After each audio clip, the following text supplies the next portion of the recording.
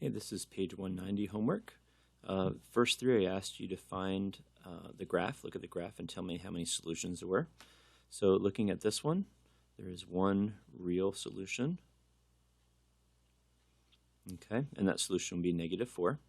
The book also asks you to find the discriminant. So if you're going to work this out, you would have the discriminant part, this part right here, right? This part here would be 0. So the discriminant would be 0. And there's one real solution when that happens.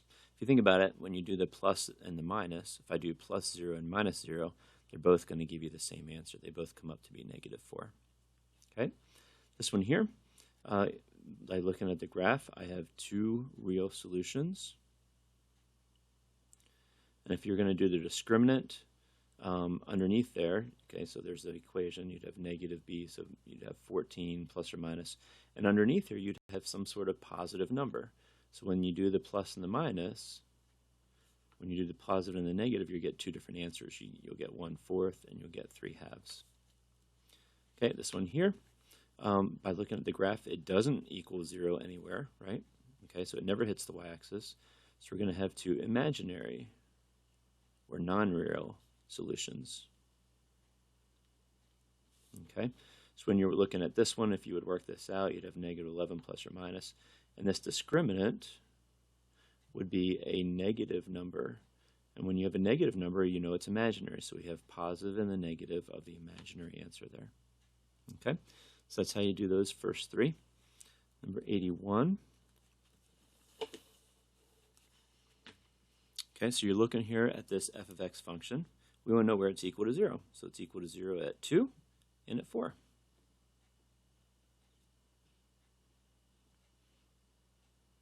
Okay, so in the f function again, where is it less than 0? So down here has outputs that are less than 0. Up here would be positive zeros, right? The y's are positive, the y's are negative down here. So everywhere between 2 and 4. 83, where is it going to be greater than 0? Okay, so greater than 0 would be up here and here. So from -infinity to 2.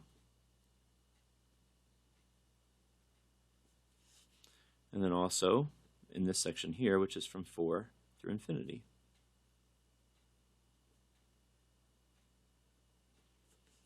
Okay, so now we're going to the g function. Where is it going to be greater than or equal to, okay, or equal to 0? So here, all the whole values here, these are all less than 0, right? So here's 0 and these are less, okay? But since it says or equal to, it's or equal to at 3. It's never above, it's never positive, but it's or equal to at 3. So just at x equals 3. 85, where is g of x less than 0?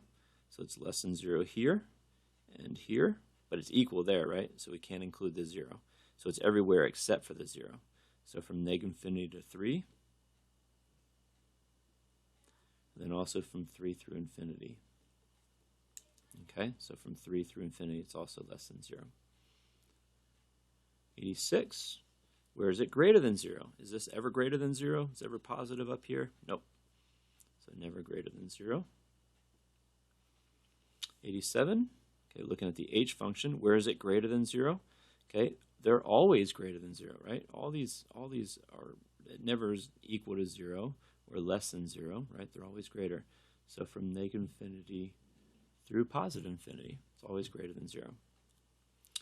Okay, where is it less than 0? Okay, well, once again, we said it was always positive, so it's never down here, less than 0. 89, how many real solutions does h of x equal 0 have? Okay, how many solutions are there? None. 0. How many complex or non-real or imaginary solutions does it have? It has 2 imaginary. Because quadratics will have 2 answers, right? Okay, they'll have 2 answers here. This counts as 2 answers. Really, it's only 3, right? But it counts as 2 answers. They call it a double 0. And then this one doesn't have any real solutions. It has 2 imaginary. Number 90, the discriminant of g of x. Okay, g of x, we had one answer, and we kind of talked about that up here, right? When there's only one answer, our discriminant is a 0.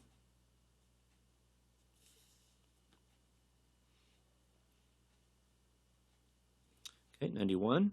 What is the x-coordinate of the vertex of the graph of y equals f of x? Okay, so the vertex here, notice it's going to be halfway between these two. Okay, so between 2 and 4, our vertex is at x equals 3. Now, I don't know exactly what the y is, okay, because I don't know what the equation is, but I know it's going to be halfway between. Okay, next problem was number 96. Okay, so by looking at these, solve it analytically and support your answers graphically. Okay, so let's say I'm going to solve x squared plus 6x plus 8. Let's say I'm going to solve it equal to 0. I'm going to use x plus 4 and x plus 2. I'm going to use factoring technique. I get x equals negative 4 and negative 2. Okay, so by looking at this, I know at negative 4 and negative 2, okay, I know my graph comes through like this.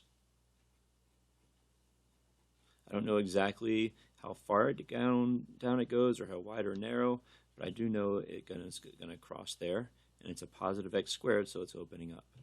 Okay, so to answer part A, where is it going to be less than 0?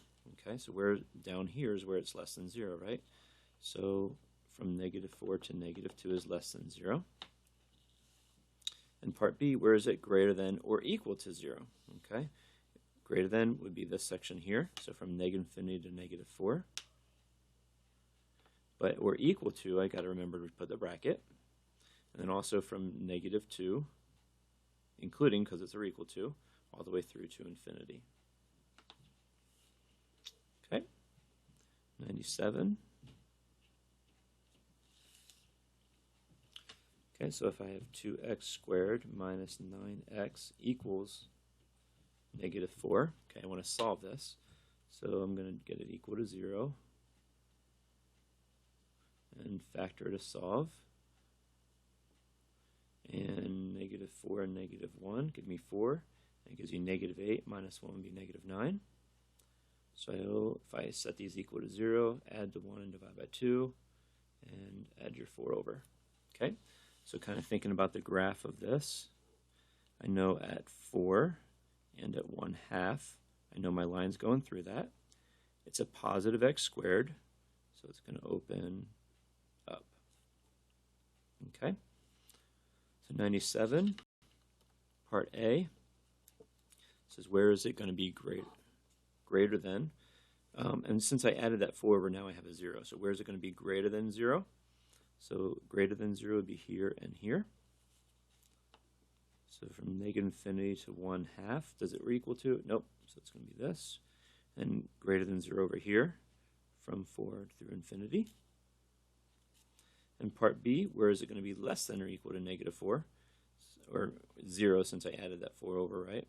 So less than would be right in this area. So from 1/2 to 4. Now, does it work? I said or equal to, so I need to change that. Okay. Number 99.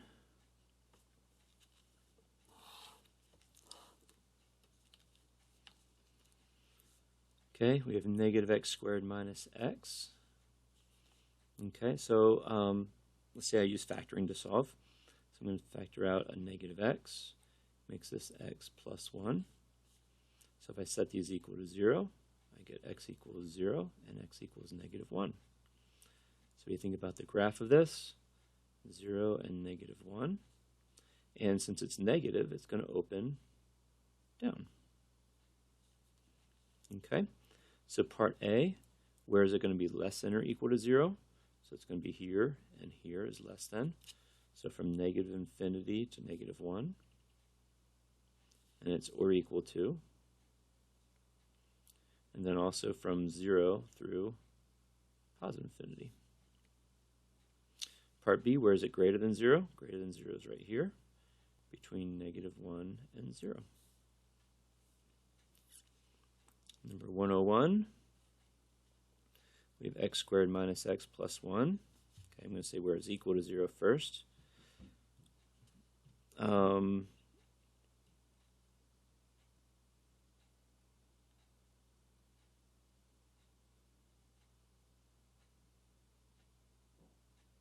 That's not going to factor.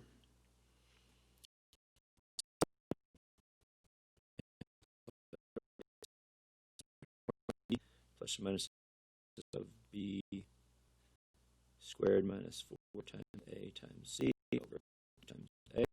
So we have negative 1 plus or minus a, be 1 minus 4 would be negative 3. Okay, so since I know it's negative, therefore I know it's imaginary. Okay, which means my graph, it opens up. I don't know exactly where it's going to be, but I know it's not going to hit my x-axis. It's imaginary, it's not going to hit there.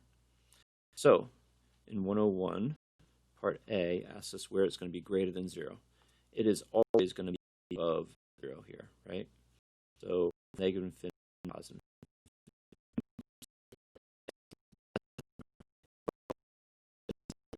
There'll be no solution to that. You don't have the bracket there.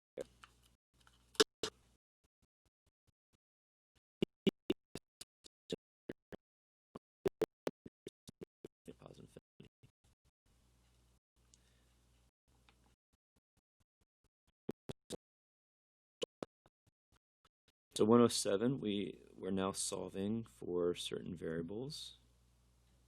Okay, so we want to solve for the t. So to solve for t, first I'm going to multiply everything by 2. So I have 2s is equal to gt squared. I'm going to divide by the g. 2s divided by g is equal to t squared. Then to get rid of the squared, we just take the square root. So t is going to equal, don't forget the plus or minus, the square root of 2s over g. 108, we have area is equal to pi r squared for a circle. Solving for the r, so first thing would be divide by the pi. And then take the square root of both sides.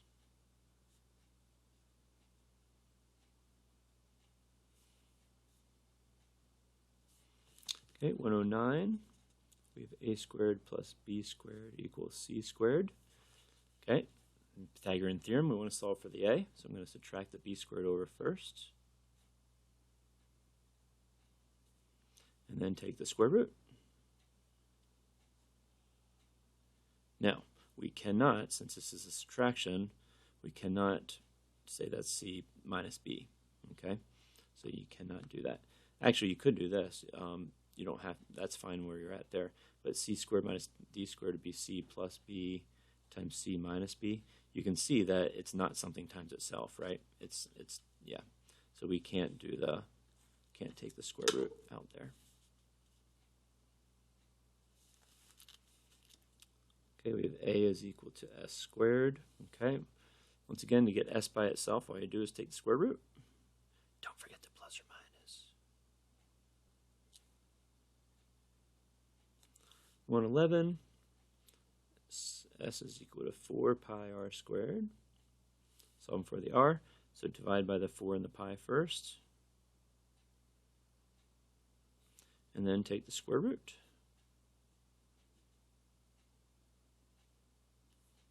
Okay.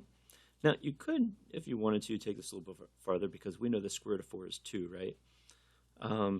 So we could say,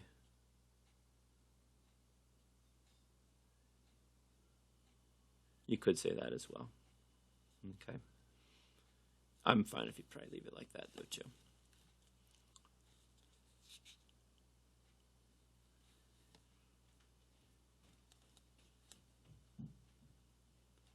Okay, this one here, number 12, 1/3 pi r squared h.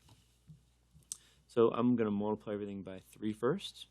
So we have 3v equals pi r squared h, and we're solving for the r.